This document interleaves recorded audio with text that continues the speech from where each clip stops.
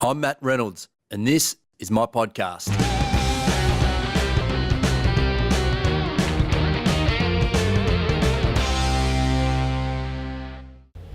Shayne, thanks for having me in. Great to have you. We are in the boardroom of PICAC in Brunswick today. Yep. I've been in here a few times now for training and that sort of thing. But I thought we might start with, from your perspective, our biggest challenges as a plumbing industry at the moment. We'll get into your positions and what you do as we go through this, but you have a good macro perspective on the industry. So what are some of our biggest challenges that we face at the moment? I think there's a couple of really critical challenges. One is ensuring that we've got the right sort of products coming into the country. We've got a lot of manufacturing around the world contributing to the plumbing industry, and unfortunately the standards of plumbing are not universal around the world. So we get different standards, different quality products coming into the country, and Australia being so vast, it is difficult to control those, all those ports.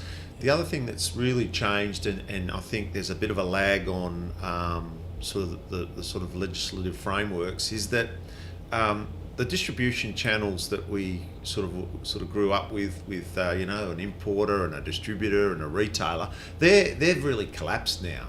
So you've got consumers sourcing, say, on the internet or through third parties, product directly into the country, and it quite innocently not understanding that there are quite rigorous certification regimes that those sorts of products really should be going through to ensure that they're going to meet our standards. So when I think about issues around product, so lead content, for example. Well, there was that example just not recently, but maybe in the last couple of years with the lead tap, I think, that was being sold through Audi that got recalled at one point. So that would be as an example of what you're talking about? So that's a great example. So a product coming into the country that's not of an appropriate standard because, for example, the brass has a high lead component. Now that's bad enough in and of itself, right? Yes. But that product makes its way into the supply chain. Now we look at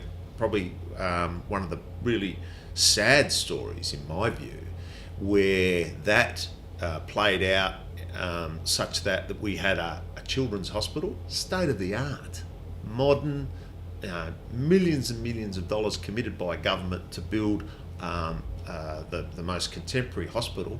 It can't open because the fittings and fixtures and elements of the plumbing installation have resulted in high lead content. So you just can't conceive it. High lead children's hospital, it's like it's made up. Yeah. But the sad thing is, you're a parent wanting to get the best medical treatment for your child, and that hospital, but for the plumbing product that was installed, is not available.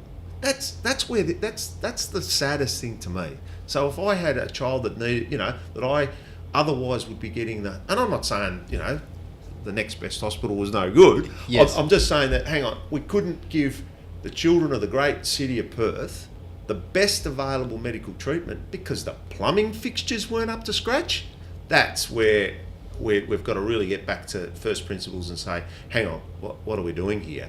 And we look at things like, the fire issue with the aluminium cladding and so on. Yes. A whole range of different product scenarios. We have issues with asbestos coming in through paint and other products. Just not what we want for our community and the standards that we want to maintain. So to me, one of the big issues is getting back to your original question. Yes. Is revisiting this whole approach to what simply put is the standards of product being used within the plumbing supply chain. To look at it from a more sort of complex and detailed aspect, it would be the whole range of things like, okay, what sort of standards are supporting these products? What sort of audit regimes are being maintained, what sort of importing restrictions, licensing, all the legislation that needs to harmonise to ensure that Australia doesn't have porous borders that allow all this stuff to come in. That's an area that I think we've fallen well behind. The other aspect of that too is that we don't want to stifle innovation, right? So it's a balance, right? Absolutely, So there's new product, there's things that are going to be done in a manner that's innovative, that's going to be way more water and energy efficient than things that are currently available. We want that. Yes. We want to embrace that, but we certainly don't want to do it in a manner that's going to compromise the safety standards and expose our communities to risks that, quite frankly, are unacceptable. Do we need better legislation, or do we need better policing of the existing legislation, or is it a combination of both? I guess going forward, you want to work on both sides to lift our standards, right? So when you think about these sorts of approaches, it's a total framework. So it's simply put, all of the above. Yeah. So I know it's very easy for me to sit here and go, we need better legislation. You need better legislation. And putting that in is obviously, there's challenges with that, and there's a process, and it takes time. I understand that, but from an ideal perspective, I guess we're talking. So better legislation, but we've got to understand it's a continuum, and there's legislation sort of up one end. And as you rightly point out, legislation's great, but if it's just printed words on a page sitting on a shelf, what are you going to do? Throw the book? Yeah. You need a regime that's going to, first of all, be enforcing that legislation, and then you need deterrent that is going to be matched to the kind of risks that are associated with that regulation. At the same time, not wanting to stifle the operation of the market. Yes. So, but just to sort of go on from there, legislation is only one aspect to it. I'm very much in favour of us having, really good, flexible standards that accommodate innovation and new product development, but that we've got schemes in place that ensure that those products that we don't want coming into the country are captured in the net, and the ones that we do get through. There's also the industry itself. We've got to be, as an industry, understanding, and when I say industry, that's everything from consultants to the building and plumbing contractors that install, right through to even educating consumers about better choices about water efficient fittings and fixtures. That whole chain, everyone's got to be acting together in the interests of getting these better outcomes. So it's not just like legislation is the the big hammer. Yes. But there's a whole process of ensuring that every hand that these products go through are taking their responsibility seriously, and it can't be good enough that by cutting costs on a job or establishing a competitive advantage through doing things that are non-compliant, that is allowed to be a sustainable outcome. That we've got to hit that head on. Disreputable providers have got to be sort of identified, named and shamed, and made to understand that you might have been able to do that job in a cheaper way, but we're not accepting what you're doing as a behaviour for our community. You're just putting too much at risk. And this goes to builders and everyone. So builders, the market forces can act against this. So they're trying to get the best, most competitive price, keep their overheads down, whatever. But that still needs to be within a context that we're getting compliant outcomes. To me, if a builder is cutting the costs on a job, so is using the competitive nature of the prices that are being submitted such that it results in a non-compliant outcome, that's as serious as the plumber who installed the non-compliant fixture or fitting or did the non-compliant work. Yeah. We've kind of got to look at that whole supply chain. It can't be in anyone's interests to be non-compliant. The ramifications have got to be serious enough to deter that behaviour. So there's that side of it. Yep. The other side of it is where I kind of live and work, and that is you need people who are trained and understand what the meaning of compliant product is. You know, how the various watermarks and various assurance schemes operate, so that you understand what your role is in this great supply chain of ensuring that we're getting the right products into the market. And motivating people who are coming into the industry right back at the start into doing the right things, right? So they've got that framework as they approach things. No, absolutely. And that's what I'm saying. You know, if you're not aware of the risk, then that's the first issue we've got to deal with, right? So you take asbestos, for example, right? Now, I talk to a lot of, you know, the 20-somethings or whatever coming through, and they'll tell me, talk about how asbestos is no longer a risk. And you kind of just sort of smile because, notionally you shouldn't be able to buy an asbestos product anymore, but that doesn't mean there's not, millions of tons of asbestos still in situ in installations right through the built environment. Yeah. So not understanding how you're going to expose yourself, your family, your client to risks by you not doing your job correctly is our first line of defence. Yes. If I can convince that tradesperson to do that job correctly, I've set up a series of defence lines that protect everyone back up the supply chain to the consumer, to anyone who's going to come in contact with that material. Yeah, it's a check at every point along the way, isn't it? Which is exactly what you're saying. But we don't want it to fall over the first point. Oh, there is no asbestos risk. Yeah. I'm telling you, there is. Yes. Yeah, absolutely. So you mentioned market forces. One of the big ones is cost, which you alluded to. Yeah. That's one of the reasons that we have these issues with these products coming in, right? Because we can't produce them cheap enough, I guess, effectively enough in Australia. And that goes to, I suppose, our beyond our ability to actually manufacture them, but right back to the cost of wages, right? Because whether we like it or not, factories follow where the cheap labour is, right, on a macro perspective. So I guess we need to, there's no way to change that. That is the way it's going to keep going. So that's why we need these checks and balances as they come into the country, right? Exactly, goes back to what you're saying. So this centre here started in 2010. Yeah, roughly about 10 years ago, yeah. Now, you were involved in putting that together. Have I got that right? Okay, and where did the initial idea come from for this training facility? Yeah, this centre is a place that's really evolved significantly past its original sort of concept. Yes.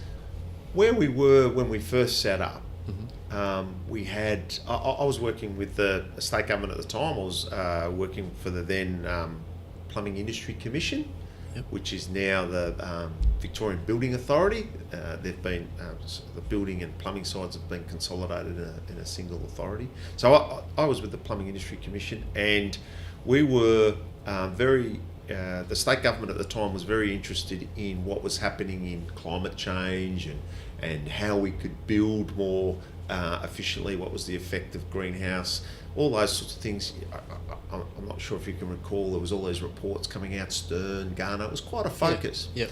And it was a focus that had captured our kind of imagination, because we were also in what was to become known as the Millennium Drought, which was a 12-year drought. Yes. That managed to cover the entire country.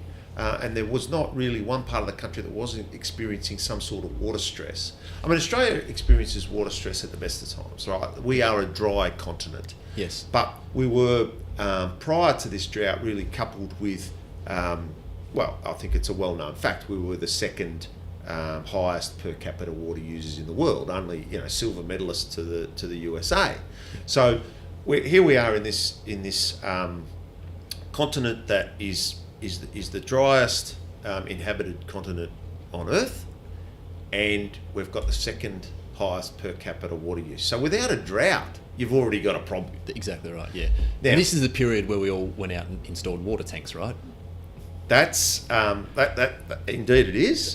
Not to mention the stories of pensioners sort of capturing buckets of water in their showers and taking them up to the sideway. Yep.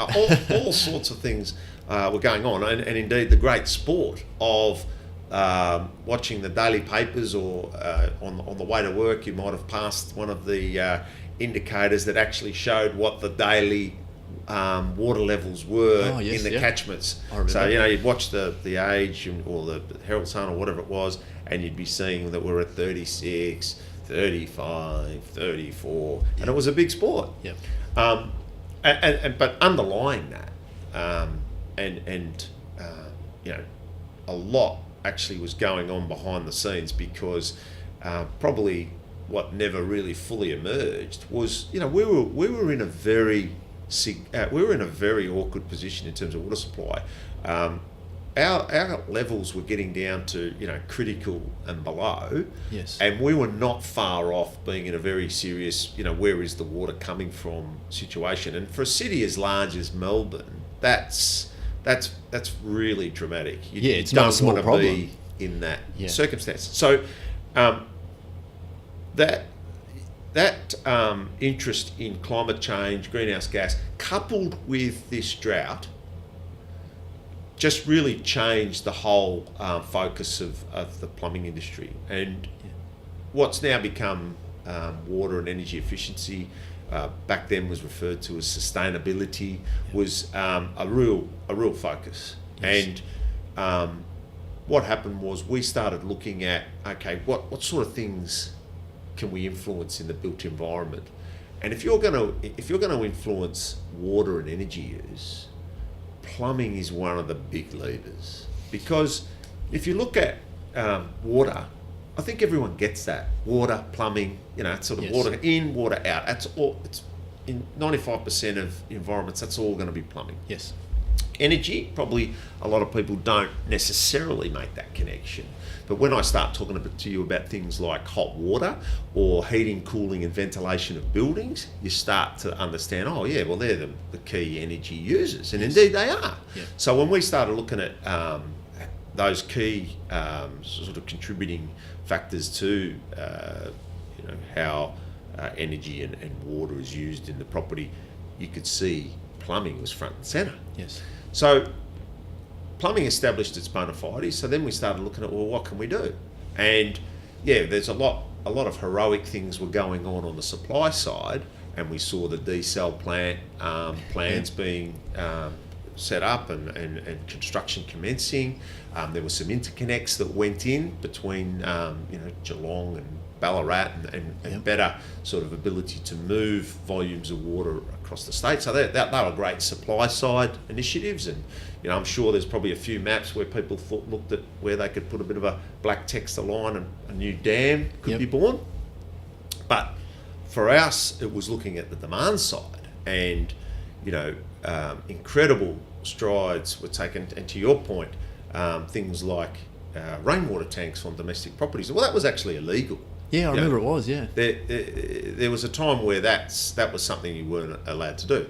And interestingly enough, you're probably aware that when you look at Melbourne's total rainfall every year, on average, yes, drought, obviously variation for drought and years when it's up and down, but on average, the amount of rain that falls on Melbourne is pretty close to the amount that we consume. So, if you could make an inroad into that, if we could capture a chunk of it, yes, you're making a significant contribution to that supply. So things like the humble dual flush toilet, obviously that got legislated. Great Australian invention. Yes. So that they're the sorts of things that were sort of the low hanging fruit. Yep. Then moving into things like installing rainwater tanks on properties. So we've gone from 0 to currently, I think we're over 20%, and that was through some courageous legislation in the day, I thought, and that was to include the requirement to have a rainwater tank or solar hot water in a new building construction. Yep. And that drove a lot of rainwater tank installation. Yep. So you've got some really significant changes, because to me, when you think about it, and we talk about this with people a lot. Why would you be tipping champagne down your toilet? Honestly, Yes. where perfectly good rain could be captured off your roof, and even if you just used it for toilet flushing, you'd be significantly further ahead and no worse off.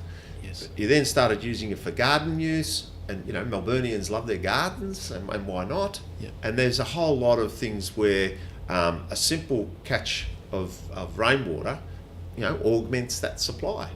And then what else? Things like high efficiency water fixtures, high efficiency shower heads, whole lot of things that came in on the demand side. Greater use of things like solar hot water on the energy side. So we're seeing a blossoming of previously sort of underutilised approaches to better water use, better energy use. And I think just generally in society, not only in plumbing, but we're becoming more and more thoughtful and more aware of, I suppose, our impact and how we use things efficiently. Because it's sort of, as you're talking, it sounds almost like a little bit like money in your wallet, right? There's two aspects. There's where you spend it, there's where you earn it, but there's also where you spend it. And both sides can have a significant impact to how big your wallet ends up at the end of the day or the end of the week or the end of the month or whatever. So it's definitely a two-sided approach to this problem that we're becoming, I think, more educated on as a society. Oh, and there was no doubt that with all that climate, that sort of sense of even contributing to the community well-being. That's what I'm alluding to. During that drought period was probably a high. I go back to the gas crisis. If you're old enough to remember it. No, I do recall the gas crisis. We all got together and sort of rallied. Yes. Wartime like. Yeah. To do our bit. Yeah. And that sort of, I think that then when we saw what we could do, then that carried over. But here's the rub, and it goes back to how we started this conversation. The problem is we've now introduced a whole range of new risks, right? Why was a water tank illegal back before we kind of started thinking in more enlightened ways? Because of the risk. Right? Legionellas, was it Legionellas? Well, it could be a whole range of things. What you're looking at is the potential to adulterate water supply. And this is the thing about plumbing, right? People say, why do you need a license for plumbing? Shit just flows downhill, and water comes out of the tap. What's the big deal? The thing is that plumbing doesn't necessarily just stick to the environment that the plumbing work's being conducted. So you might be doing a job on a property, right? Now, the problem with plumbing and its interconnectedness is if you were to in some way inadvertently adulterate that water supply, we can get conditions where that could flow back into a distribution main, and all of a sudden people are getting sick in a broad radius, well beyond the sort of commercial relationship you've got between you and your client. So that's why we have to have a broader, more onerous protection regime that sits over the top and says things like, well, you're not touching plumbing unless you're appropriately licensed and registered, and that's kind of the seal that says, yeah, I'm appropriately trained and experienced to do this work, because these risks are significant. So if you think about going back to our rainwater tank, I can talk about things like cholera and typhoid, and you'll look at me as if I'm talking about something from, a Dickens novel. Yeah. But the point is, there's cholera outbreaks in Papua New Guinea, Vietnam. There's cholera's at our doorstep, and these waterborne diseases are still very, very present, and can re-emerge if we're not careful about how we deal with the just simple hygiene of water. Yes. And then there's the whole issue of the cross connection between water and sanitation. So, houses are modern miracles when you think about their ability to process inputs and outputs. And there should be a big sign on the front door, biohazard. But you don't have a front door that's got biohazard on it because the plumbing is so efficient and effective, it protects you. And That's actually a good way of looking at it. You could be going to bed tonight with explosive gases being transported under your bedroom. But we don't give it a second thought. Very true. Because Yeah. the systems, the standards that we work to, the materials that we're using, and the knowledge and training of the plumbing professional that's done that job takes the risk out of our heads. Yes. We're not worried about that. Yeah. But we're one poor installation away from a fire, an explosion, a CO asphyxiation, Disaster. Adulterated water. You're getting pathogen, Legionella that you mentioned, whole raft of things. So simple things. So you've installed your rainwater tank, and you're a bit of a fanatic. You're monitoring how much rain came in, the levels, how much you've saved, and all that. Brilliant. Sell your house, next person moves in. Not interested in any of that stuff. Dead possum, who knows what. Now we've got this really dangerous situation. Yeah. So it doesn't take that. I've pulled a number of possums out of water tanks over the years, and it doesn't take a lot, does it? Sitting there, you don't notice, you don't use it, you turn it off. Yeah, it's unreal. Well, there was a recent case where someone got very serious salmonella poisoning because a frog was in the tank. That sort of thing is that can occur very easily. Yes. The litter and material that you've got on your roof, have you got lead flashings? There's a whole lot of things that you're not expected to know, but your plumber will know these things if they're doing their job correctly. So sort of getting back to where we started off, these sustainability, water and energy efficiency measures, fantastic, and we must embrace them. And we've got to take a better, stewardship of our planet approach with these things. Yes. Imagine, as we started talking before, you've got all the water you need falling from the sky and you're just sending it to the ocean. You know what I mean? Whereas if in the right circumstances we take a bit of that and use it for purposes that it's appropriate, in a manner that is controlled and compliant and mitigates the risk, then we've really made a positive contribution to the community, to our future. Yeah, absolutely. And even if we're not short of water right now, it's a very good step in the direction for the future in case anything like that comes up again, right? Well, the city's growing. Yeah, we need more water. Yeah, of course. The city is growing. Yep. So even if there's not a drought, which there will be, if in fact we're not in one now. Yes, good point. If we know anything about living in Australia, these cycles will continue. Yes. Early in the year, right? I think it was early March. There was a day in March where there was a picture in the paper of the Darling River, and a guy had set up a table and a couple of chairs right in the middle of what was supposed to be the river.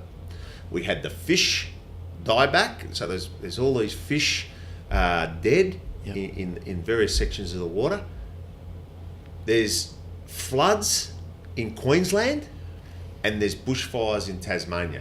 That was all on one day. Yeah, that's quite crazy when you think about it, isn't it, like that?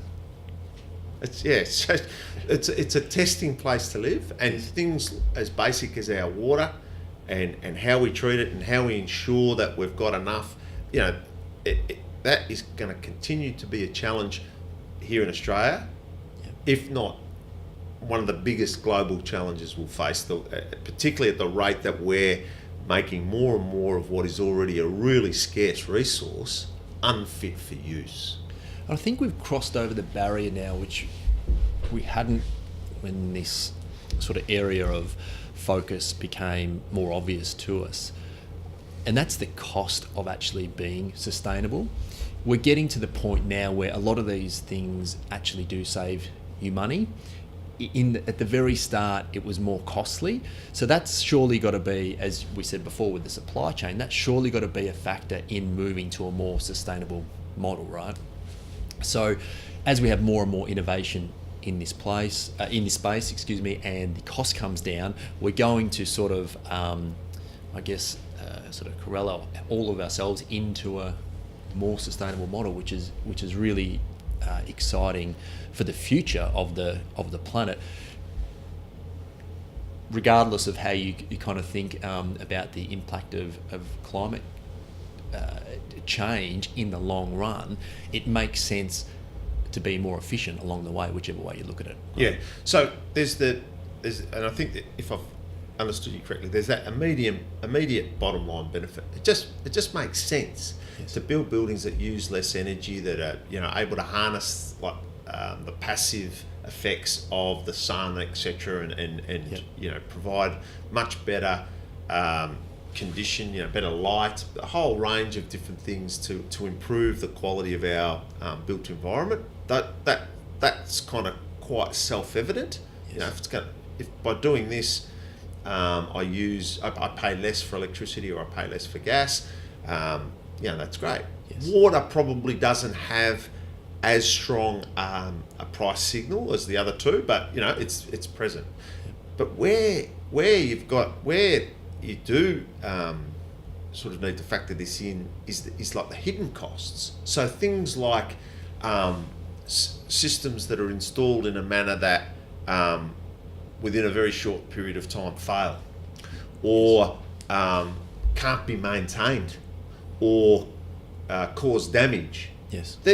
These hit, so there's the initial construct, and you say, oh gee, we've saved a fortune on this. This is great. This is really meant that we've reaped a financial gain. But you might even on-sell that, and you dodge that impost that occurs when all these things fail later on. But at the end of the day, it's still, as a community, we've had to bear that cost. Yes. And these hidden costs are the things that, they're hidden for a time, they become apparent. Yes. That's what we're also trying to head off as well. So there's the raw, the direct cost that you've referred to. Yes. But the thing I really worry about, and we look at the aluminium cladding now, we want to get rid of this cladding, we want to replace it. Who's paying? Yeah. Is the original builder responsible? Is the guy who installed it responsible? Is the supplier responsible? Are the owners now responsible? You bought that property in good faith. It gets complicated quickly, doesn't it? Start getting onto fire protection systems. Yeah. Easiest thing out, right? Let's just cut our costs on how much we spend on routine maintenance of our fire systems, because everything being okay, you never need it. Yeah, that's right. But on the day you need it, I'm sure you want to hope that it's going to work. Yeah. Well, you can either have a horseshoe or a rabbit's foot and hope it works, or you can invest in that system, make sure the design is right from the start, it's been installed appropriately, and it's maintained correctly. Yes. Otherwise, that's where it's not just cost, it's tragedy and disaster. Yeah, I actually had a guy by the name of Rowan Sykes on the podcast just recently, and he suffered a workplace accident where, long story short, he actually caught on fire. And a horrific story, but he survived that, obviously, and is now doing some great work in this fire safety space. And I asked him about how he thought about the cost of safety, because the cost of protecting our environment, becoming more sustainable, they're often argued. And his idea or sort of thinking behind it was that you always pay for the cost of safety. It's just when you pay for it. Yes. So you might get away with doing something, a little bit not quite right today, but what impact does that have when someone gets sick on our health system? Yeah. What impact does that have with, now your mum or dad can't get into the hospital because it's full with these people suffering from Legionellas or whatever disease that you want to talk about, right? So our whole society becomes under strain because we don't do things correctly right back at the start. So I thought at the time, and I think even now, that is just a really good way of looking at it. You always pay, it's just a matter of when and who. The other thing about that, and I think that is a really good good point to make. But it's also the nature of the payment, right? So if you want to, you can pay with some money up front by investing in good training, as I said, proper design, proper installation, you've got the right people doing it. So that's an investment in that's a financial investment. Someone, you're paying, Yes. through time and money to get that result. Now, we shifted into some of the other examples that you've talked about where we get a failure. You could be paying for that with injury. You could be paying for that with harm. You could be paying for that with your life. Now, And some people do. which account do you want to draw from? That's exactly right. Yeah.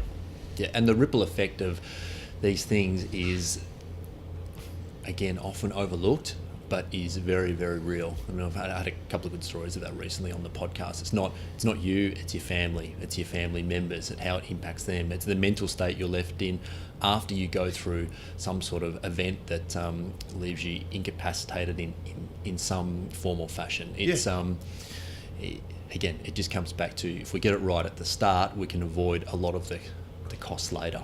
So PICAC has grown significantly since. This is the first building. Have I got that right? Okay, we've managed to travel all around the world. Yeah, we have. We were sort of And that's talking the about nature of how I do things, how but- PICAC sort of started. So to sort of return to our journey, it was in response to these sorts of changing issues that we were being confronted with, the desire to see better water and energy efficiency, that we started looking at the kind of skill sets needed to support that. And it wasn't a good story. We didn't have a lot of, so all of a sudden we've decided to install rainwater tanks or grey water systems. Who's doing it? Yeah. I was trained that was illegal. So unless I was a plumber working out in the rural sector, I'm not exposed to that work. So I don't have any competency to do it. So we were seeing really extraordinary things where consumers were getting interested and engaging in this, a real interest to see better sustainable outcomes. So something like, your hot water service breaks down, right? Hot water services break down regularly all over Australia, right? It's a good point in time to reassess what you're doing about your hot water. So a lot of people will sort of say, okay, what's the better way? Is there a new technology, or is there something we could do? Got to replace the hot water anyway. Yes. What can I be doing? Yeah. And consumers really interested in doing things like putting solar boosted systems in, etc. But plumbers, without the knowledge to do it, sort of pushing back a little bit, saying, no, you're better off with just a straight changeover, and don't be getting involved in this stuff. It's a bit of a fad, and then you'll end up getting taxed. And the fundamental issue was there just hadn't been training in that area, and this is where PICAC emerged. So Yes. you've got groups like the Master Plumbers, the union, really keen to see plumbers developing in this area, filling this green part of this green collar workforce. Yes. to provide these services to consumers who want it, Yeah. and all for a net social benefit. Yes. So it was kind of a real tragedy in a sense that we hadn't, that the workforce wasn't really ready to respond. So we looked at the apprenticeship and we sort of thought, well, hang on, this number of apprentices coming through each year, if we augment the training delivery within the apprenticeship vet sector, it's going to take too long. It'll just take too long to get students through. So we started looking at maybe establishing a school. And it was really interesting to see some of the thought leaders from areas where perhaps traditionally conflict was a common way of engaging, coming together and saying, well, look, forget what's happening on the industrial side. In terms of training, this is our future. We all have a very, very common interest in this. We need to come together and address these issues in training and do it pretty quickly. Yes. So what happened then was we sort of all worked together to sort of look at what a training facility might look like, and the government put some money into it, but really it was an industry-led thing that the key players from within the industry came together. So you've got, as I said, the master plumbers, the plumbers union, you've got the fire industry National Fire Industry Association, the Air Conditioning and Mechanical Contractors Association, the key parties coming together and saying, hey, we've really got to put some skin in the game for the future of our industry. And Brunswick was kind of the first iteration, and we had a few sort of tilt slab factories here on the estate that we kind of joined together. And as you look around here, and I know this is poor for a podcast, but there's just plumbing everywhere. We just wanted to put as much of our industry on display as we can, so that we could then expose our industry participants to what essentially then was post-trade training, to really top them up in this area that had been identified as a bit of a training shortfall. But from there, we just we grew because it was industry training industry. We had a very close connection to what was required. We were getting constant feedback about, hey, we're doing a great job here, but we need a bit of help here. And we were just constantly evolving. And one of the things that we quickly took on as well was the whole side of safety training. So one of the big deliverables here is to make sure that we're exposing, whether it be apprentices or post-trade, to the best safety training that we can provide, because that's one of your fundamental building blocks. You want to go to work, you want to come home. Absolutely. No injury, everything happening correctly, and there's a level of that just doesn't happen by accident. There's a level of investment you need to make in yourself to ensure that you are protecting yourself and not leaving it to others. Yes. The other issue was that there was a lot of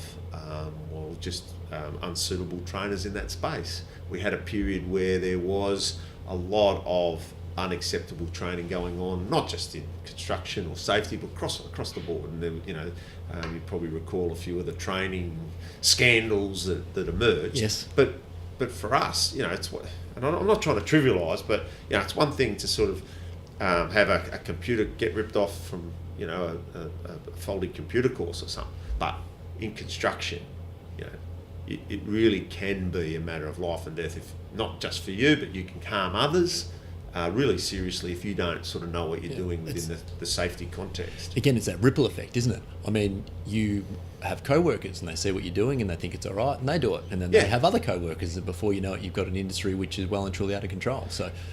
And it's an industry that still has a lot of problems. So even despite a lot of the investment that we make, we still have, guys crushing themselves in, with scissors and booms and just, it's something that we just need to be constantly vigilant about. And that became a big part of our training here. And, we have all sorts of organisations well beyond our industry coming here to train. The MFB train here. Because we do the shoring training and a whole lot of stuff here. So that became a sort of a next step for us. And then we then found that there was a bit of a constraint in the delivery of training in fire protection. So the red pipes, the sprinklers, and all that sort of stuff. It was being done at RMIT, and there was just some problems in terms of, I guess, the way that training was being delivered, such that RMIT felt that was an area they wanted to stay in. So all of a sudden, they're the only provider in Victoria. We've got a big hole in terms of who's going to deliver that training. So such is the kind of the vision of the board and the stakeholders here, where it wasn't, I think it was a 2-minute deliberation. We need to get in, and we need to make sure we've got a capacity here in the state to deliver this vital training. Yes. So as it's gone on, we're basically the monopoly trainer in that space now. There's another smaller work in New South Wales, but most of that training we do across the country. Yeah. So we did, and that was kind of the story. It's just sort of the next thing. So we started delivering pre-apprenticeship training, then we did apprenticeship training, post-apprenticeship. Some of the areas that we particularly focus on are where it's not necessarily economically viable to deliver that training. So what do? Being a not-for-profit with a focus on the industry going forward, that's not a problem to us. If we have to subsidise training, we subsidise it.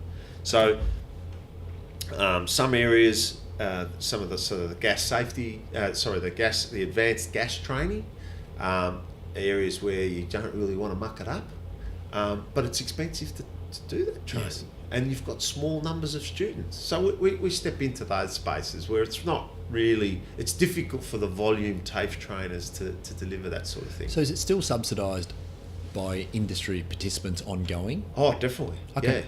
Yeah. So we have, the industry has taken a view that through the enterprise bargaining agreements, that training is something that is all about the future of the industry. So those participants forego a part of their payment, and that goes into a training levy.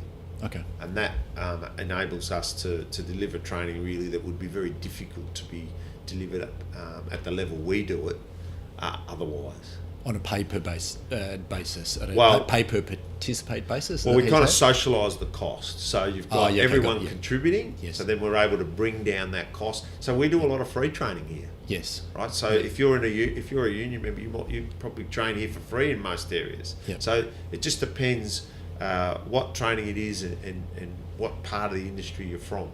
Okay. But we're very ecumenical in the sense that if you need training, you can come here, but you might, if you're not already contributing to the overall sort of operation of the place, then you might have to pay a full fee. But that's up to you where you want to fit in. Yeah.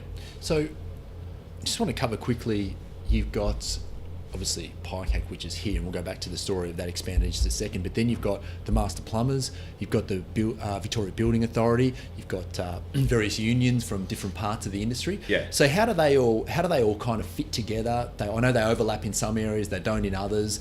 Maybe can we go through a couple of the differences and kind of the areas that each of them focus on? You're clearly the industry trainers, for example, but then master plumbers also train apprentices. Yeah, too, they would do that through us. Through you, okay. Yeah, so Master Plumbers is one of our member stakeholder organisations. Right. So they're focusing on delivering plumbing training. Yes. The National Fire Industry Association has a training arm called FIT, Fire Industry Training. They'll deliver the fire training. So that's all under the umbrella here. Okay. So we're about 5 RTOs. So then you've got the union, which will do the safety training through Sepitech. Yes. And then we've got training that PICAC does itself, asbestos safety training, different things. And then we have outside organisations might come in and train and use the facility. If you think of a sort of an MCG model where you're coming to we're keen that the facilities get utilised for the betterment of the industry. So there's the participating stakeholders and their delivery. Yep. But then there's others who come in. So you might be from the Backflow Association or something like that. They might have a meeting or a kind of an information night because they're a not-for-profit like us. We'd say, "Oh, come in and use the facilities because it's for the betterment of the industry." Right? Yes. Why go and hire a room in town or whatever? I mean, I'm not saying that's not what you do if you want to. What I'm saying though is that if this works for you, then this facility, we make it available to a lot of the not-for-profits in our industry so that they can pursue their agendas in the understanding that that's going to be for the betterment of the total industry. Sure. So then you expanded from here and built Geelong next? Yeah. So just before we get onto that, so to circle back though on the VBA. Oh, sorry, how VBA fits, yes. So that's the regulator for the industry. So they're the ones who are saying, okay, we need to pop you up on the scale, make sure you've got the right level of competency for that class of plumbing. So have you got all the prerequisites to safely practice in the area of gas fitting or sanitary or drainage, whatever. Yep. And if you have and you satisfy their prerequisites and you pay the money, and you pay the money, that's right. you'll be issued a registration or license to do that work. Where we complement what they're doing is we deliver the training that brings you to the level where you can demonstrate that to them that you're competent. So some of that's through apprenticeship, so that's a 3-year training exercise. Yes. Or it could be through some of the post-trade courses, so that could be short 3-day courses, or backflow, some of the specialisations. To be licensed, as you're probably aware, your Cert 3 will get you registered, but then if you want to get licensed in a class in Victoria, you'll need to go and do the relevant Cert 4 competency. Yep. So we deliver that. So in a way, we're supporting, and in fact, not to leave out the fact that we're now looking at sort of the development of continuing professional development. So we're trying to structure and formalise how we keep you going into the future. And the way we look at it, we've got a raft of courses on scope, that's for sure. But we're really, this is where we're probably different to a more formal, a traditional at least, training organisation, because what we're interested in is your total career. So you might start with us as a pre-app, we'll work you through a Cert 2, and then you go and get a job, and you come back and do your Cert 3 and finish your apprenticeship, and then you say, I want to be licensed, so then you go through your Cert 4. But then what's happening next? Do you want to go and do some OH&S specialisation? Do you want to move into advanced gas fitting, different areas? We'll try and work with you to move you through your full training, your career trajectory as best we can, to take you as far as you can. But it's up to you to invest in yourself. Yeah, because it's a big industry, plumbing, isn't it? Very diverse. And there's a lot of different opportunities. I mean, you could do it within the industry. So you could be going down one path, if you like, and change paths slightly and end up doing totally different things day to day, but still within the same industry. One of the things that I wanted to talk about, and we'll go back to, we're jumping everywhere, but we'll go back to PICAC in just a second, was that to lift our standards as an industry, we need more industry participants, right? We need more people in the industry. Have you got any thoughts about how we make the industry more attractive to maybe the younger generation coming through? Because if I understand this correctly, we've got, just purely because of age, we've got a lot of people in the industry who are going to exit. Well, they're sort of probably starting to exit now, and certainly over the next few years as that baby boomer generation exits the industry.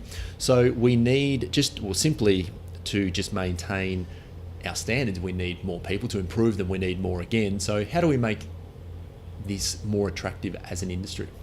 Yeah, I think this whole sort of understanding has really changed, probably over the last 10 years more than it's ever changed before.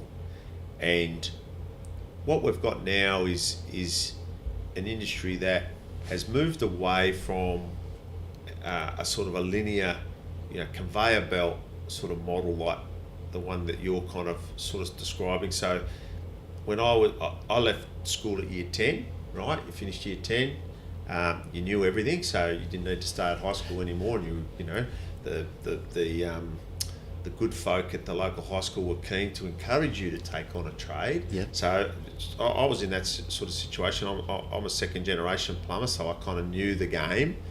And yeah, so after year 10, I entered the trade, and then I worked for an organisation fortunate to have a lot of opportunity given to me, the gas and fuel, where you could kind of move through and progress and go back to university and do all sorts of different things. But as you say, for most it was probably an entry. Maybe you were not suited to a long-term academic career at high school. You then went in and did your apprenticeship, and then you might have gone into a small business, you might have worked for someone, you might have gone into a larger plumbing contracting firm, a whole lot of choices, but it was kind of linear. Yes. You progressed through, and then you might have gone into supervision and management, you could have gone into estimating, inspection, a whole lot of different things from there. That's really changed. For a start, you won't see the year 10 chair breakers coming into the trade like like we used to. You're really completing VCE as a minimum. Yes. Unless you're kind of a family member of a business or something like that.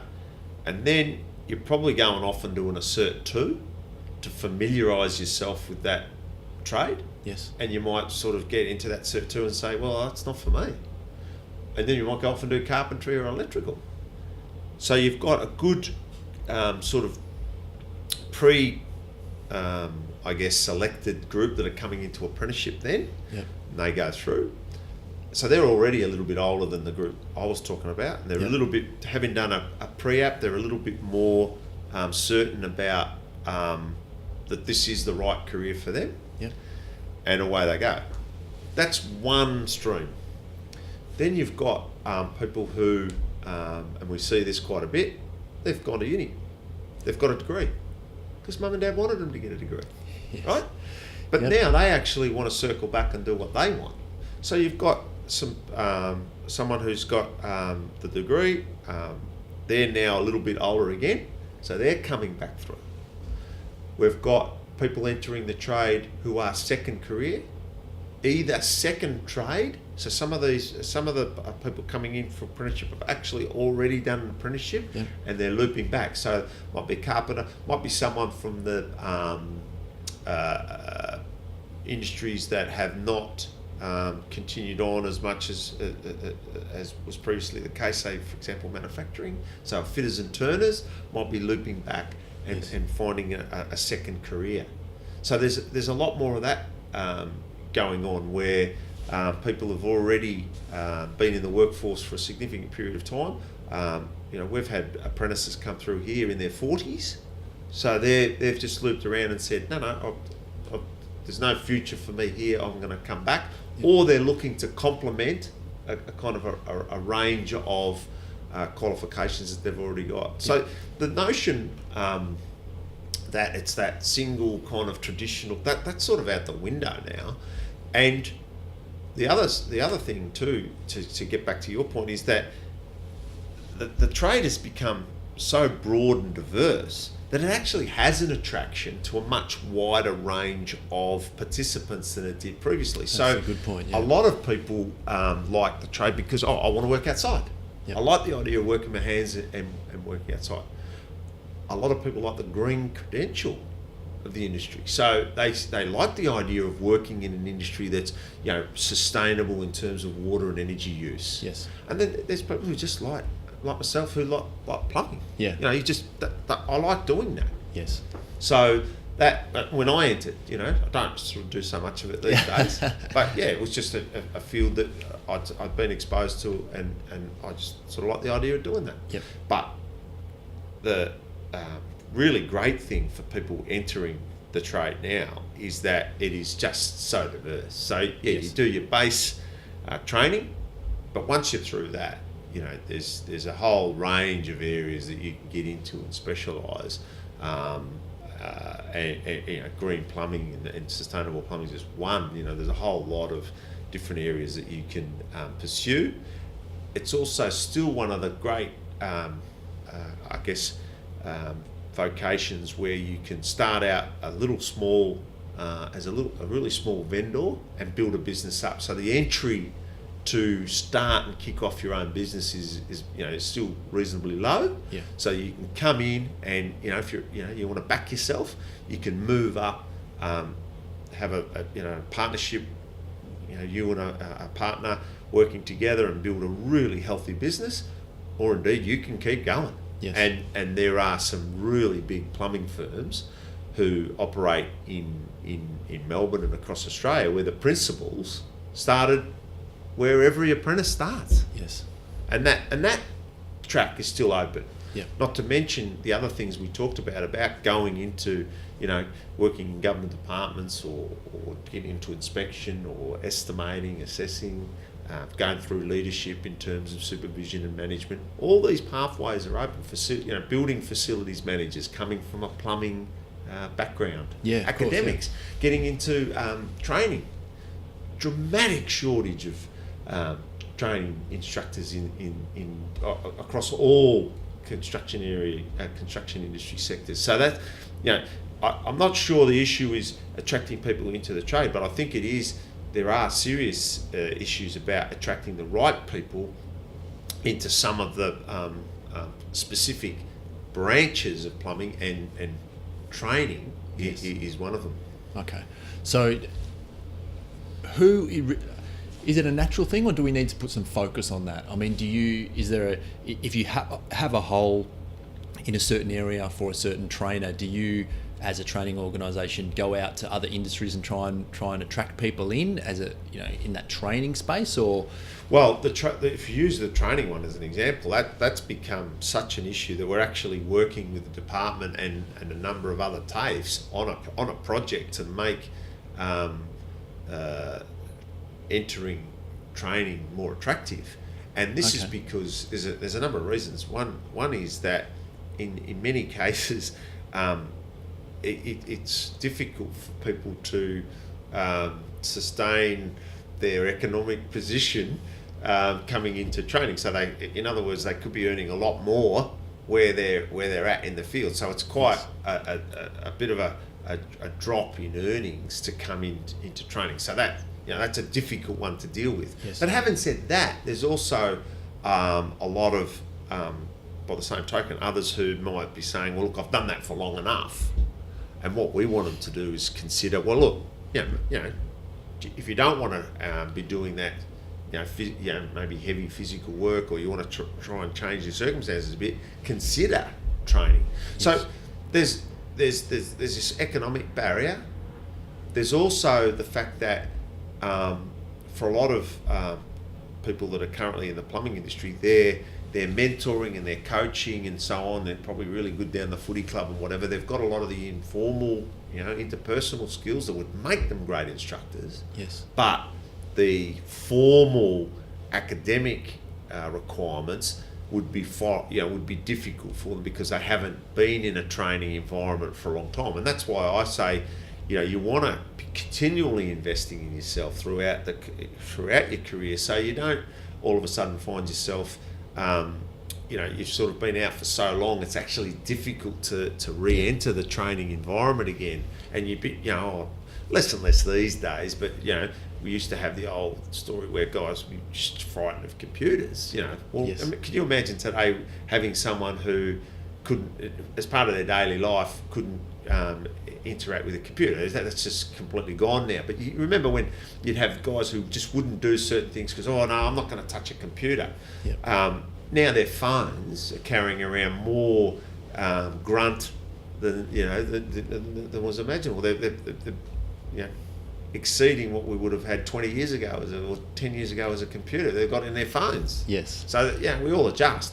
But what I caution is staying out for too long, And I think if we moved into areas like continuous professional development, where there's a requirement to keep topping yourself up, then when you do want to actually look at career change and career shift, I'd hate anyone to be sort of barred because they just didn't have that confidence to do that sort of study and formal side of it, because you can learn it, you can do it. Yes. And it can open a whole raft of new doors for you and literally a whole new career.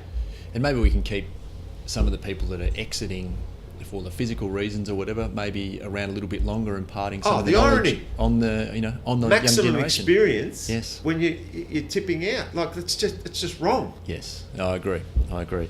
Well, I'm pleased to hear that that's sort of a focus and something that's being really looked at the moment, because I think I heard, this might have been 12 months or so ago, but the average age of a plumber, and I can't confirm if it's true or not, in New York City is 51. I thought to myself, geez, the average age in New York, there must be a lot of plumbers in New York. Average age 51. That's not looking great for the future of the industry. But no. I want to talk more about tech in a minute. But let's continue our PICAC journey. I think we're at the opening of Geelong. That was the next. Yeah. So we kind of opened a site in Geelong, and then interestingly enough, we moved up to Queensland. And we merged with a similar operation in Queensland, and that was great. So we kind of then sort of started giving us much more coverage of the country. And we've got 2 sites that we operate from in Brisbane, but now we're in the process of, and it's under construction, we're renovating an old windscreen manufacturing factory that's sort of between Brisbane and the Gold Coast, so sort of halfway in Beenleigh. And we think that'll be a good catchment sort of for both the southern parts of Brisbane and of course the Gold Coast, where a lot of the guys have to drive all the way up to Brisbane at the moment. A lot of construction there too. So that hopefully is due to open in September. Oh yeah. So that's not too far away. Last year we entered Sydney, so we've got a small work in Sydney where we're predominantly focused on the fire and safety side, but we're looking to get into the plumbing side hopefully later this year. And then our probably flagship project has been the development of a zero net energy building in Narre Warren. Yes. And that's been a very significant project where the building has taken everything that we've learned here, and as we've travelled around the world looking at best practice and so on, we've tried to bring as much of that back, and that is a really exciting facility that we're looking forward to opening shortly, and that's kind of unique too anywhere in the world. In the fact that we've also, on that site, we've got a laboratory and product testing facility that we're partnering with IAPMO, a product certifier and standards writer, because the way that site is going to work is that we're going to have product testing and certification going on in one part of the building. Okay. And what that does, it addresses probably one of the biggest challenges I sort of am confronted with as a trainer, and that is, how do we keep things contemporary? How do we keep them so that we're not in that situation that saw PICAC develop in the first place, and that is this lag between where the skills need to be and where the training being delivered was at. In terms of the products coming in and the latest products, well, is it? that's one of the aspects. So yes. if we're working with an organisation that's seeing it's their job to bring innovative product into the market and make sure it's fit for purpose, what we sort of thought was, well, if we have that on the site, and then part of the site is about how we cross-pollinate and disseminate that information. So we have an auditorium and a sort of an exchange area there, and the idea is that as new product comes in and it is deemed appropriate for the marketplace, then that will be displayed. That will be we can have people coming and presenting on that, and that'll be open to plumbers to come along, the broader plumbing community to come and hear about that. We'll pop it on film it and disseminate it. But the really neat thing is then it just goes further down the building and goes into the training environment. Yes. So brand new innovation, whatever it is, technique, material, product, goes into it moves into the sort of centre, gets discussed, gets presented. Everyone understands what it is, how it's going to impact the industry, and then straight into training.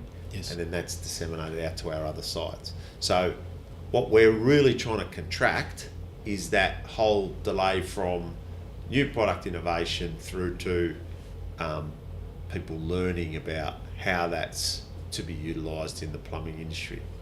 Yeah, it's a real win-win for a lot of different parties, isn't it? Because, I mean, if I've got a new product coming into the country, as an example, I want the young people to know about it. I want the trainers to know about it. I want them being trained on it. But then from the more selfish perspective of plumbing in Australia, we actually want this innovation to make us greener and make us more efficient and build a better and healthier community and society, right? Yeah. So it works really, really well together. Yep. What's the size of PICAC in terms of your trainers and employees and that? Because you've got multiple sites. So yeah. What size are we talking about in terms of so trainers? Like employee numbers or something like that? Yeah. Well, we're probably sort of around about 50 to 60 people involved in training delivery. Okay. Across the sites. Yep. So we've got quite a few people involved in the administrative compliance side of things, because that's a fairly intense area in training. Yes. So one of the things that's been an outcome, and it's not a bad thing, of that sort of unchecked sort of training period that we went through, where there was a lot of fly-by-nighter and substandard training delivery, has been the usual thing. The pendulum swings right out, and we've got very heavy auditing and compliance requirements, and we don't shirk that, but there's a lot of effort that goes into making sure that the courses that we're delivering are compliant. Yeah. So there's two sides of that coin. One is what we're teaching is what is required by industry, and we think through some of the mechanisms we've talked about, our connectedness with industry, our moving into this area where we're really close to product release and new product innovation. We've kind of got the content right. Yep. Now it's the compliance, making sure that we're doing everything that ensures that students are getting what they've paid for, what they're expecting, and that ultimately is going to have the best opportunity to lead on to employment and career. Yes. So a lot in the admin and student sort of service area. Then of course you've got the instruction, and that we use the RTOs have their instructors.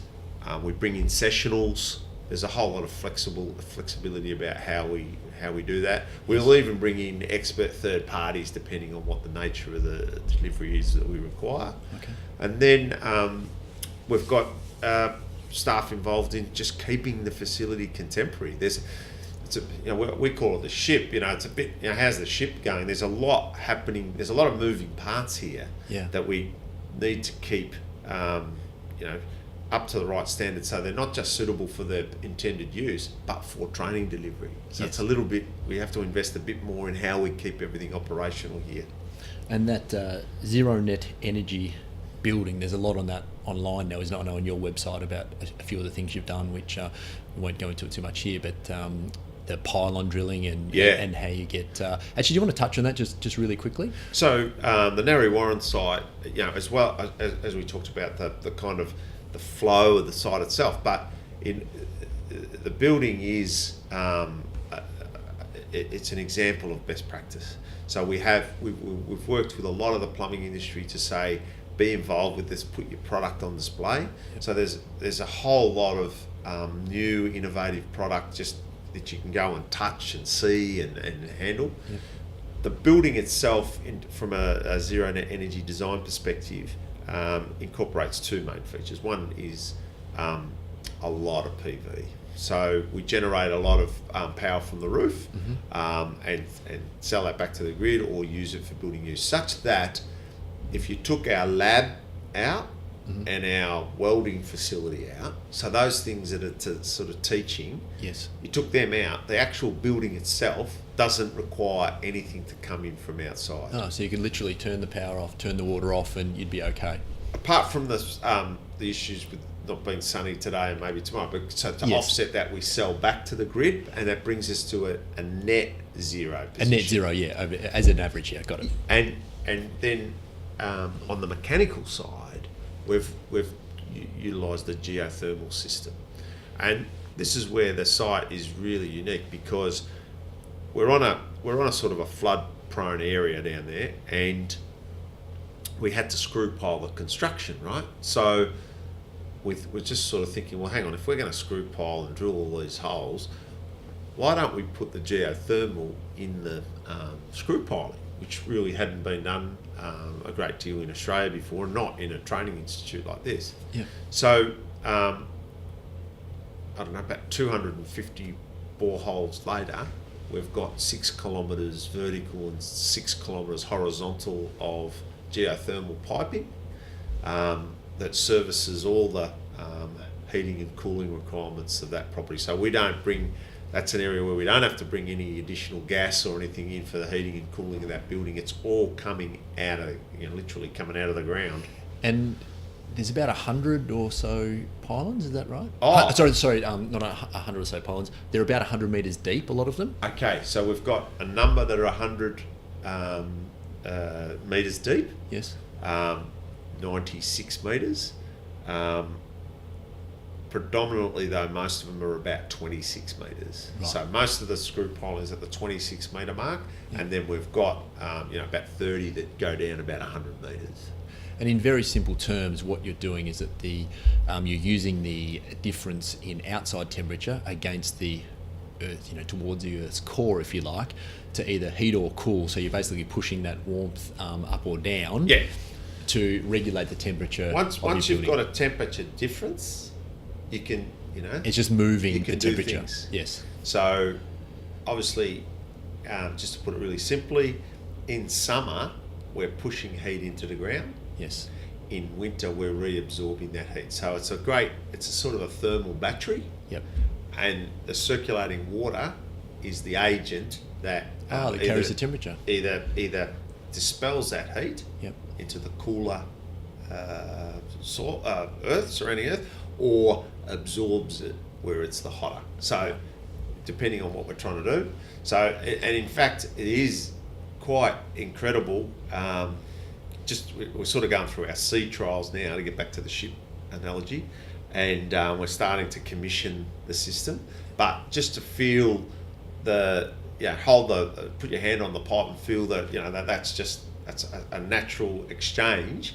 Just that temperature difference is extraordinary, and to just be sort of then saying, okay, we're now harnessing that for all our mechanical kind of heating and cooling requirements. It's I don't know. It's kind of it's just amazing. I still find it amazing. It's super cool, and one of the best ways to train people in a lot of this stuff, right, is to be the best example of it. So I think that's an extremely intelligent strategy to go with. And one of the things we've done too, and it's consistent with our ethos, is we've provided some cutaways so you can actually see what's going on through the ground. Yep.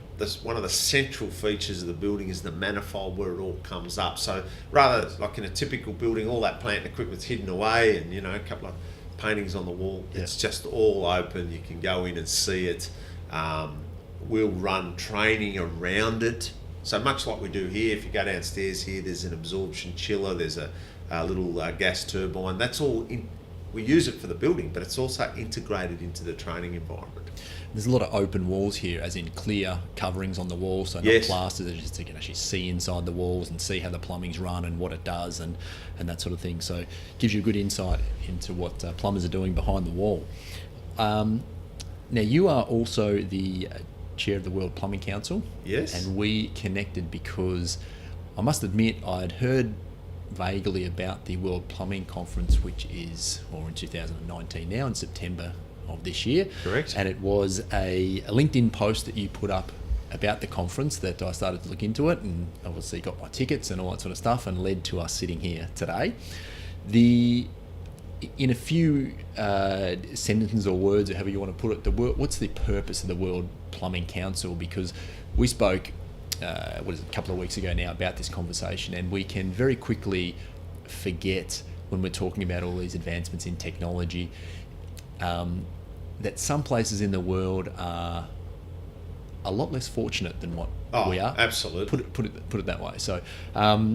The idea, the purpose, the reasoning behind the World Plumbing Council. So, really high level, the World Plumbing Council really wants to promote better access to fresh water and sanitation. Pure and simple. Yep. It wants to do that predominantly through connectedness of industries all around the world. So what our thinking is, if we work collectively, we're much better, we're going to be more likely to be able to encourage better sanitation and water supply outcomes. Collectively, you're talking between countries. Yeah. Yep. So everyone's got, so if you want to talk about some of the best water efficiency techniques, then you're looking at Australia, Israel. There's just sort of leaders in it. If you're talking about energy technology, maybe we're talking about the Germans, what's going on in North America. Everyone's got something to contribute. Yes. So, not to mention bringing together the world's manufacturers. Just there's a whole lot of benefit from coming together as an industry to try and solve these really difficult problems. The other, so that's in a nutshell. Yes. So we do that. So the work involves a couple of things. One is trying to promote those things through scholarships, through developing, trying to help people get access to good training in the sense of train the trainer. So we have these scholarships where we've brought a number of people here from Mongolia, Fiji, to all various parts of the world, where they can see what good training looks like, help them, give them materials where we can, standards, codes, whatever we can do to try and support better plumbing outcomes. We run projects, so we deal with, we partner with iWish and other groups, involvement with the World Health Organization to run projects. We try and focus on exemplar projects. So that is to say, projects that will be impactful to that community, but they'll set an example. So we recently, the last couple of projects we've run, and we try and do one a year. We did a community toilet block in South Africa, where you had 40, 50 families sharing a sort of a community toilet block, trying to look at ways to, and out of the 12 toilets on offer, 2 were working. Yes. Just real tragedy stuff. So really trying to just look at, okay, let's design really simple and effective plumbing techniques to utilise local materials to really keep that toilet block going. We worked in a school in India where we developed an approach to rainwater to deliver hand washing and better toilet facilities in a school. Yes. And that was a really good project because there was about 500 schools in that region that were all on the one design. So by coming up with a solution for that school, we could then hand that over. Here's the model, here's what you do, here's the local materials that are available here, here's how it's maintained, and leave that. And that could then expand through schools throughout that whole region. India is really interesting at the moment with I was over there earlier in the year looking at one of the real incentives that the current government and re-elected government's looking at is access to toilets. So India has one of the highest, or did have one of the highest rates of open defecation in the world. Yep. So you've got this issue where you've got people who don't have access to a toilet, and all the problems that come with that. Yes. And there's a whole lot of cultural things around why people don't have access to a toilet. So just trying to change that and working with trying to develop training and standards and codes in India has been a really exciting work, particularly where you've got a government that's trying to do that. They're well aware of the issue that they need to, very simply, I guess, become cleaner in these things. So it's not that they need to be convinced of what to do; they just don't know how to do it, or is it a lack of money? Is it a combination of all three? Look, India is a fascinating country. You've got, I think, elements of all three, as you said, but what you've got is things where there hasn't been. There's vast areas where there just hasn't been the infrastructure to support, plumbing systems as we know them. Yep. So that's a big issue, because if you're going to overnight try and give access to better sanitation to millions and millions and millions of people, then and you haven't got the infrastructure, then you've got to start thinking about different ways that you're going to do that. Yes. So there's that sort of just fundamental problem. The next thing is that you've got a culture that hasn't had grown up with the using the toilet as we would. Yes. So it was really two examples that were shared with me. One was what they thought they'd do in this village or this program in this particular state was to go into villages and erect 2 or 3 what we would call sort of community toilet blocks in the middle of the village, and then whilst it wasn't in-house plumbing, it was better than having nothing. Yes. So install a toilet block, nice facility, everything, rainwater tank to catch some water for flushing, and then away into a septic system, and quite a good system. So come back a year later, how's it all going? No one's using it. Why not? Open the door. They're storing the grain in there. See, here's the thing. What's more fundamental?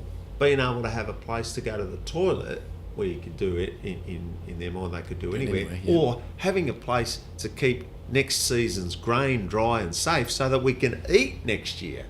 So you can see how you've got to kind of understand that context. Yeah. The other great story, I reckon, was I've just forgot that story. Just hang on, it'll come back to me. That's all right. We can come back to it if it comes back to you. Yeah, I was interested whether those sort of things did happen, and I didn't have any examples myself, but I could kind of see. I was thinking this through before we started, and how those situations could actually arise because of the you're trying to change a culture, as you said, which is not an easy thing to do by any stretch of the imagination. So it's a challenging problem to tackle. That's for sure. The other story that I wanted to tell was that it's just I was listening to a presentation by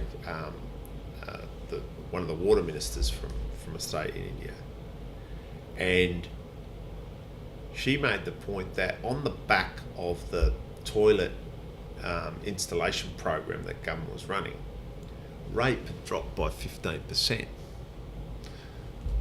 And we're sort of all looking at each other sort of going, wow, I know toilets are a real life changer, but rape dropping by 15%.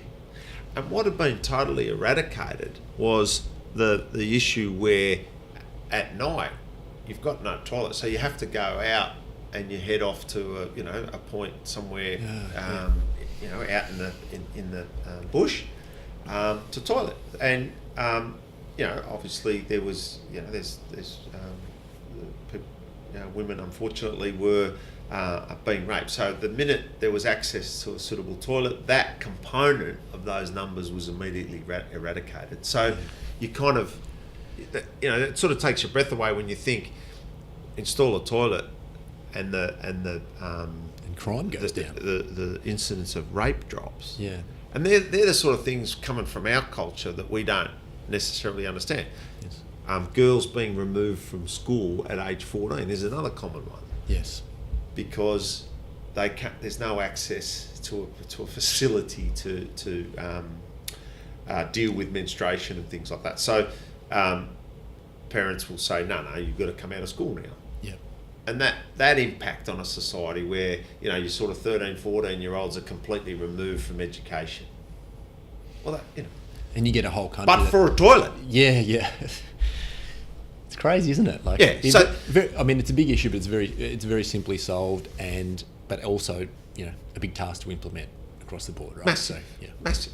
So it's getting back to what we were talking about before. So the World Plumbing Council it's about creating a global connectedness to sort of help wherever we can to provide support to sort of ameliorating some of these really awful issues. And I don't need to go into things like the death rates from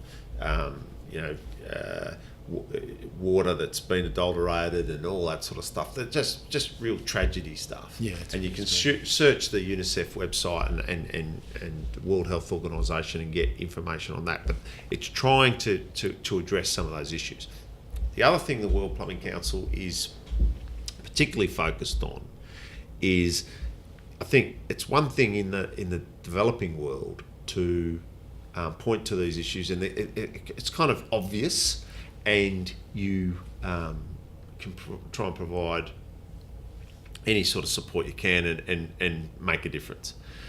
What I think gets lost, and it's a little bit about where we started this whole conversation earlier, is you think of something like a place like Flint, Michigan, where there was a whole lead poisoning outbreak in the water system. This is USA, contemporary USA, and what's happened is there hasn't been due attention given to the maintenance and investment in the plumbing systems, and we get breakdown. We get issues where because of changes to what's being done at a kind of a infrastructure level, now we've got a community exposed to lead. So it's not Africa and the Southeast Asia and developing countries necessarily. It's also developed nations where we're not attentive enough to the fundamentals that we need to ensure are in place. We had a SARS outbreak in Hong Kong that became, military weapons wouldn't be as efficient as what happened in that apartment block in Hong Kong where the traps dried out. Someone came home from working at the hospital and had contracted SARS. They're ill. The dry traps and an efficient mechanical services system distributed through the whole building. Yes. You got hundreds of deaths. Yeah, it's unbelievable, isn't it? Plumbing system failure. Yeah. Obviously, unfortunate that individuals come back with the disease into the apartment block, but plumbing system failure caused the deaths of everyone else in that building needlessly because something as simple as dry trap had occurred. Yes. So what the World Plumbing Council is also about is reminding, and we do this through things like World Plumbing Day and other events. March 11 for those of you who don't celebrate. I'm sure there wouldn't be many in this audience. But just reminding people about the importance of plumbing, because in a place like Australia, we just take it so much for granted. Yeah, we do. Turn on that tap, put the glass under. That's a miracle. But who gives it a second thought? No, we don't. We just we're too accustomed to it, right? We're too used to not having to think about it. I want to be respectful of your time, Shayne, but I did want to ask about plumbing and disruptive technology coming into the plumbing space. Do you have any thoughts on how tech will impact what we do in the future, and how that's likely to play out? Well, that's a really important issue, and I think we could start the whole session again and just about spend the whole time talking about it. And in fact, it's why the conference on 11-13 March here in Melbourne, the World Plumbing Council conference, has actually picked up that theme. So what we're looking at our conference is just what are the key impacts that are going to occur into the future on the plumbing industry. And technology's a massive one, right? So you've got, we just touched on it before. We're talking about smartphones and how much, sort of information power the average person's carrying around in their hip pocket now. I mean, that's the tip of the iceberg in terms of, you look at Caroma's smart bathroom, and there's other sort of proprietary technologies around the world where, you're going to be, you can. It's sort of simple now where you're programming your heating. I'm looking at the temperature dropping now. I can hit my phone and bring on the central heating at home, or do whatever I need to do. Start meal preparation. A whole lot of things. A lot more buildings are going to be a lot more intelligent, not just in the way that they operate, but in the way that they can tell you what's happening. Like I've got PV at home. I can go online now and understand how much power is being generated by my PV at home, what it's being used for, how much is going to the grid, how much is coming out. All this sort of information is going to become more and more available, and it's going to create a lot more opportunity for plumbing to, it's going to drive greater complexity in plumbing. Yes. But there's going to be a lot more opportunity for those trained who understand what their customer now wants. Yes. And it's going to be delivered through plumbing systems. I mean, it's not just technology, it's also the way that we want to live in these spaces. I mean, in my lifetime, I've seen the bathroom and sort of toilet and laundry go from sort of off to the side, areas that you kind of wouldn't contemplate. Number one room in the house. Architectural features. Yes, absolutely. I mean, they are just, the amount of design and effort that goes into a bathroom now. Yeah. It's just, it's beautiful. But you've got to have that understanding about what's supporting it and what's sitting behind that to support that finish and the functionality that everyone's looking for. Yeah, and I think that after we get much better at tracking what's going on inside our buildings, we'll be able to in turn track a lot better what we are doing as plumbers working in the buildings, which is going to open up, I suppose,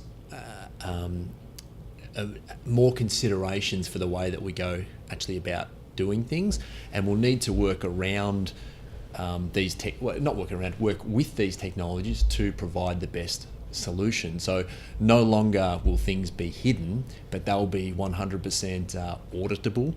You'll be able to pull up what your plumber did in the past. You'll be able to predict what they should need to do in the future. Good point. Yeah. So I couldn't agree more. It's a really exciting time, and plumbing can't be any different in a lot of ways to some of these other industries that have gone through huge disruptive change. Once technology evolves to the point where it's actually capable of tracking things. And one example, of course, would be GPS technology. The rise of Uber, Airbnb, a lot of these companies is directly off the back of having accurate locating technology working from a smartphone or in a mobile environment, right? So going forward, it would be almost foolish, I would suggest now, to not think that a plumber will not be tracked in the future exactly what they're doing, be it right or wrong. But in my opinion, the consumer is going to demand that, so we will have to deliver it if we're going to, I suppose, upgrade in terms of service to our customers. Does that? I think a lot of the things you're describing now are natural sort of progressions and extensions of current state. So if you look at where we were on any of these parameters 10 years ago, you can see this steady progression, at times exponential. Yes. And I think those things, we've almost developed a capacity to deal with that sort of change, right? I think that's where all I'd say is make sure that you're not losing a competitive advantage, or you're not sort of dealing with yesterday because you haven't taken the time to invest and understand what's available going forward. And the ability to do that has never been as available. So you can listen to a podcast like this, people are a bit smarter than me, or you can get on a YouTube video. There's a lot of ability to sort of extend where you're at and move it forward and keep up. That's never been easier. You still got to make the effort. Where I think the more interesting questions are around things like, are we going to move into a hydrogen technology environment? So, if we're going to take, it just blows my mind when I start thinking about surplus renewable energy, so coming off the PV, being sold back to the grid and then utilised to generate hydrogen, which is introduced into the natural gas reticulation system.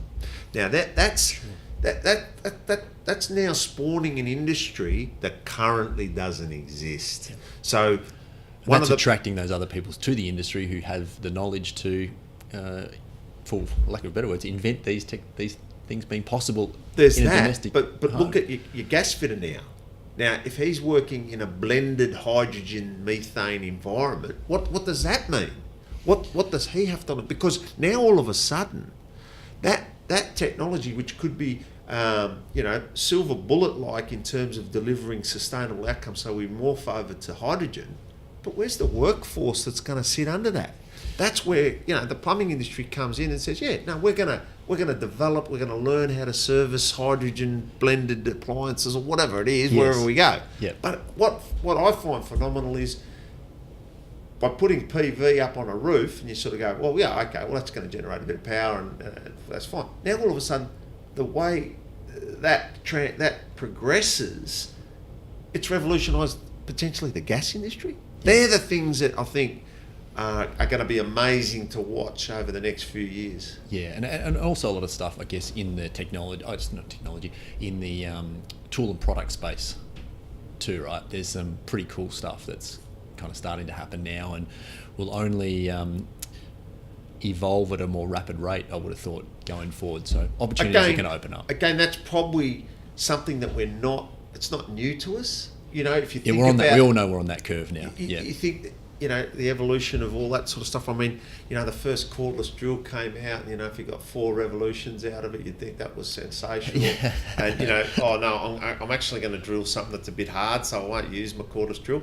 To now, what's a lead again? What's a lead? Where would you run a lead to? What do you want that for? The multi-pack, the battery power, the torque in some of this equipment. So I think we've been on that sort of trajectory for some time, where I think it's going to be a real ride is things like the level of accuracy we work to now.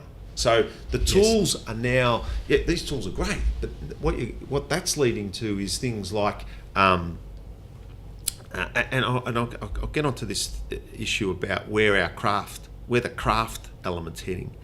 But when we think about the computers that we can use, the power that we can harness, things like the laser, the days of a data peg and dragging a bit of string out and trying to work off that, even though plumbers did that pretty well, right? So, absolutely. A whole lot of slab places have got the drain coming up through concrete slab in the right spot, accurate to 15 mil, because guys could work accurately off a data peg and knew how to use a string line, replaced by laser technology. They're not working to 15 mil now, you're working to 2. Yeah. If you know what you're doing. Yeah, that's right. Those sorts of things are revolutionary. To sort of think that we can prefab a plant room accurate to 2 mil means we can be dragging out a lot of cost. We can be doing much finer work, moving through structures without having to bore and drill holes and rework and cut. Those sorts of things are changing the way we work, that level of accuracy. Yeah. But what really disappoints me, and I, in a former role when I was looking after naughty plumbers and trying to help them see the light and the error of their ways, was that the extent to which the simpler things became, the less pride and effort went into the job. Attentiveness drops, yeah. So, and probably roofing's one of the last areas where you're really just taking a set of raw materials, even though there's a lot of proprietary products into the roofing industry. But if you get my point here, you're sort of taking raw materials and transforming it into something else, yes. Right? And roofing's a good example. And there's, the guys who've been in that industry for any period of time, there's 1,000,001 little tricks about how to make that job, a better job if you know what you're doing. So how to cut, how to hide a join, how to lap things the right way. Yeah. I'm sure I could go onto a job tomorrow with Dad, and he'd show me something else. You know what I mean? Yeah. Like you spend a lifetime honing that craft. Of course, yeah. Now a lot of that's gone. You look at a stub wall and they've run the spaghetti through, and it's just all over the place. Yeah. And you look at it and you go, well, just because you don't have to run it square and perpendicular doesn't. Well, why don't you? One day you might have to find that pipe again. To me, one of the problems with greater simplicity and greater ease of use is we lose that. There was only one way to lay a clay, and I'm not saying we're going back to clay before everyone starts jumping through and getting mad at me. What I'm saying is, when you laid a clay drain, right, there was only one way to lay it, right. Yes. If you didn't lay it right, it didn't work. Yes. Right? Forgiving products now, right? Oh, I've seriously had guys come in and I've run them through a non-compliance, and they've pleaded in front of me and said, "Oh well, what's wrong? It's all that." I said, "Yeah, but you've got it running the wrong way. It's not going to run uphill." Yes. Oh, okay. Now you point it out. Well, really? Gravity's been around for a little while now, isn't it? So just because it's so easy and because it will bend and because it will, you can get away with it. That's the greatest issue for me is guys not sensing the craft element of what we do, and getting in and taking a real pride. And who cares if it's buried in a hole or it's behind a wall? It's still your signature, right? Yeah. Just leave a good signature on wherever you're working. I'm not saying become non-competitive or spend twice as long doing it or it cost you twice as much and there you're going out back. I'm not saying that. But if you've got the opportunity to line up the clips or keep the spaces even and think about the set out of the job, I still, I know I'm a nut, but if I go into a plant room and it's set out perfectly, I'm just going, work of art. Yeah. I love it. No, I agree. 100%. Yeah. And even little things like getting your downpipe straight and all that sort of stuff, right? How much extra time does it take to get it straight? There's no extra time with some of the simple stuff, is there? So, who attends the conference? To go back to that really quickly, all plumbers, should they get along in September? There'll be something there for everyone. Yes. It's really it's a global gathering for a start. Yes. So even just from the perspective of coming together and hearing from people talking about what's happening in other parts of the world. That's the reason I decided to go, yeah. Bringing their experience, but it's all future focused. So what we're trying to get is people that are expert in their fields talking about where things are going to head. So if you've got an interest in where an area might be going to head into the future, so where energy's going to head, where training's going to head, where protections and various regulatory structures are going to head, anything that's kind of we've got a whole cross section of speakers who from research, from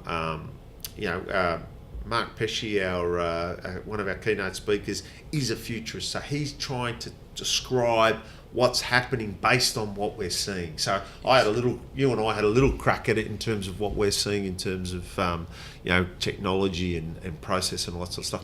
But what we're trying to do is encourage these speakers to be talking about, based on what they're seeing around the world, where do we think certain issues are going to go and how are they going to be addressed. I actually came across Mark in a little bit of research for our conversation today, and I thought that would be a great person to talk to and get to know, because he works across a lot of different industries from the way I understood.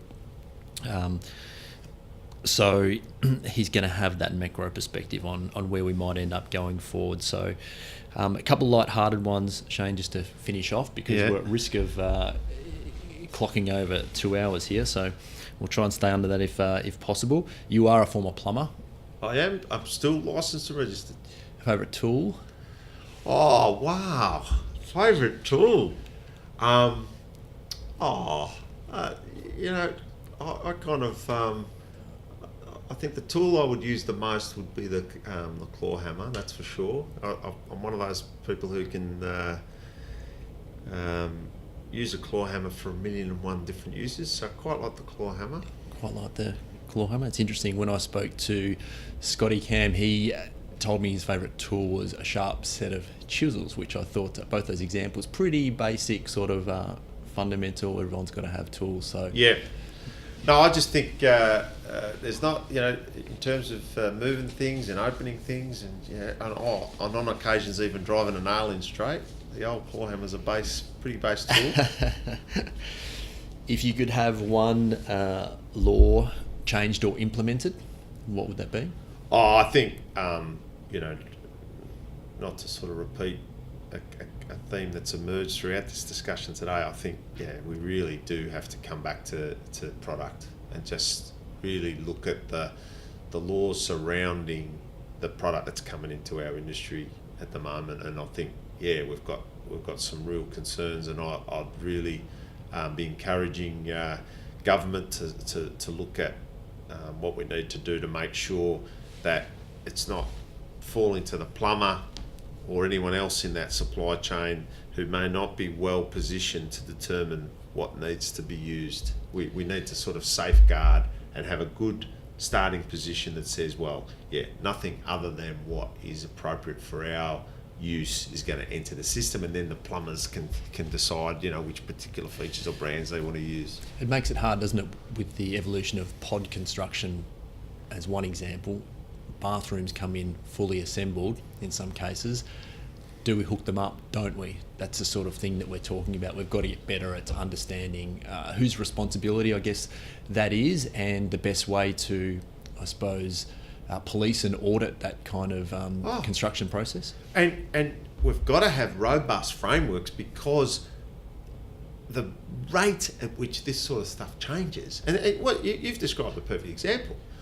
You've got a watermark standard that's designed to determine whether a product is appropriate for use, being stretched, to breaking point, in my view, around a completed construction. Yes. A product standards were never intended for that purpose.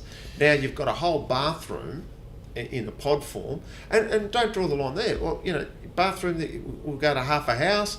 We're talking about disruptive technologies. I mean, when you think about what's happening with 3D printing and so on, and how that's being incorporated into the construction industry. Now, if we haven't got a framework that's going to adequately control how these products are being produced, you look at 3D printing and stuff's going to be knocked up, in the garage. Yeah. Well, there's a lot of videos on YouTube and that sort of thing. You can search it, right? With houses, the main sort of structure of a house being built in, a day and all this sort of stuff in just a few hours. It's crazy. And no problem with any of that. But let's make sure we're not compromising on those minimums that we need to ensure, as we said before, safe access to water, free from adulteration, effective sanitation systems, because the consequences are too serious. Yes, I agree. Is there anything you wanted to add, Shayne, before we wrap this up? 11th to 13th of September. It's a big deal. If you can get along, it's going to be a great few days of thought leaders from our industry coming together and just having an opportunity to exchange. And even, the speakers are one thing, but just, getting out, networking, talking to each other. It's just, these things don't come along that often. And, this event's only every 3 years. It's in Melbourne. If you can come, I think it'll really give you a real insight into sort of where we're heading into the future. And I think it's going to be a great event.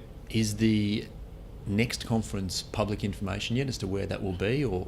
Beijing, China. Okay, so it's a lot easier if you're a plumber in Melbourne to get along to the exhibition centre than it is going to be to get to China and Beijing. So what an opportunity to check it out. So that tickets, information, all that sort of stuff, I've got it written down here. So that's at worldplumbingconference.com. The World Plumbing excuse me. The World Plumbing Council is worldplumbing.org, the website for that. Correct. And then just throw World Plumbing Council into the search engine. And it comes straight up? Come up. And then PICAC, we've got picac.vic.edu.au is the website there. Yep. Now, you are reasonably active on LinkedIn, so I guess if anyone wanted to reach out, they could find you there. Absolutely. And I think that's pretty much a wrap, Shayne. I want to thank you for taking, well, as it turns out to be, a fair chunk out of your day to have a chat. I've appreciated learning more about the industry, and so easy to forget, as we've touched on, just the impact that we have, on global health and our future, as plumbers. So one of the reasons I wanted to get along, obviously, to the conference was to get a better understanding of that and seeing the contributions that we make and understand that. So thanks again for carving out a bit of your day, and it's been a blast. Good. Hope you can get a good 5 minutes out of it. Yeah, that's right. Well, we're at 1:55 roughly now, so I'm sure there'll be 5 minutes in there that's valuable. And that's been a great chat. Appreciate it. Always good to have a chat. Thanks very much. Cheers.